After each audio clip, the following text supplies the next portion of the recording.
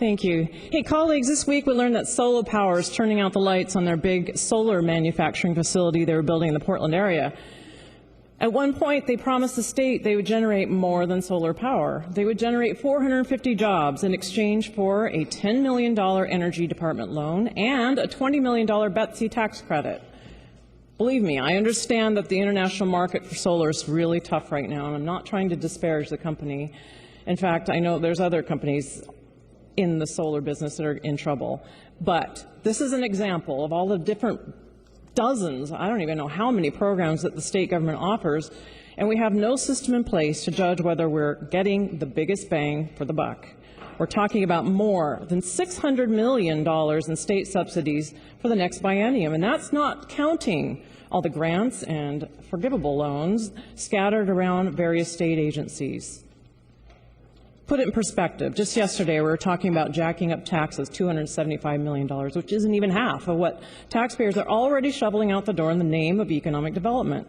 Why not let taxpayers keep more of their own money to invest in local small businesses and private sector economic development without more government market intervention? And I understand this session we're talking about adding even more of these programs for forgivable loans to other things. Basically, state government is acting as a venture capitalist with taxpayer money. So how do we measure the return on taxpayers' investment? Well, we're not doing that right now. Who's checking to see if this type of investment leads to more job creation than a different type of program? I don't think we're doing that right now. Is it even appropriate for the state to participate in all these programs? And if so, at what level? Right now, there is no oversight panel for all the various and sundry state economic development programs, but there could be. I sponsored House Bill 2372 to establish just such a legislative committee to evaluate all these various incentives, similar to what we set up with tax credits. They could come up with a list, come up with a system to judge their effectiveness, come up with recommendations on how we can do things better.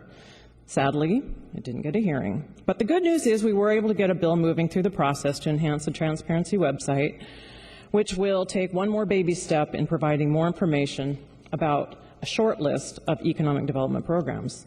And recently, the AG told a couple of state agencies that they must release information about the number of jobs actually created by companies that benefit from the enterprise zones and strategic investment programs, so we can see if we're getting a bang for the buck.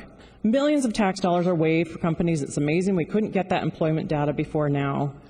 We really need more economic freedom in Oregon, fewer government subsidies in the private sector. If state government is going to continue to pick winners and losers, we all lose if we don't have good oversight and information about how we are spending taxpayer money.